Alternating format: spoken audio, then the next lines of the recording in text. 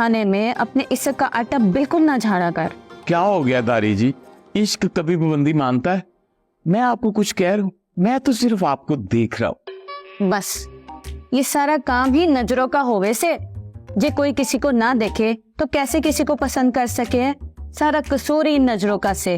तय अब अपना काम कर, मारे को ना देख, मारे से काम नहीं हो रहा से। दारी जी आप समझे, मैं यहाँ हूँ ही नहीं।